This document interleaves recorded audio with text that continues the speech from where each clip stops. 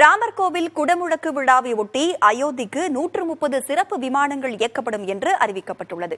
இடப்பற்றாக்குறை காரணமாக அருகே உள்ள விமான நிலையங்களில் தனியார் விமானங்கள் நிறுத்தப்படும் என்றும் அறிவிக்கப்பட்டுள்ளது. வரும் 22ஆம் தேதி ராமர் கோவில் குடமுழக்கு நடைபெறவுள்ள நிலையில் இதில் பிரதமர் நரேந்திர மோடி பங்கேற்கிறார். குடமுழக்கு விழாவுக்கு வரும் விருந்தினர்களுக்கு 2 பெட்டிகள் கொண்ட பரிசு பை தரப்பட உள்ளது. ஒரு பையில் கோவிலுக்கான அஸ்திவாரத்திற்கு தோண்டிய மண் பரிசாக வழங்கப்பட உள்ளது.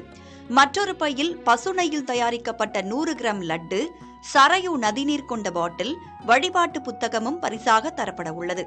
மொத்தம் 11,000 விருந்தினர்களுக்கு பரிசு பொருட்கள் வழங்கப்பட உள்ளதாக கோவில் அறக்கட்டளை தெரிவித்துள்ளது. கோவில் குடமுழக்கில் பல்வேறு கட்சித் தலைவர்கள், விளையாட்டு வீரர்கள், வெளிநாட்டு தலைவர்கள் உள்ளிட்ட 7,000 பேர் கலந்து கொள்ள அழைப்பு விடுக்கப்பட்டுள்ளது.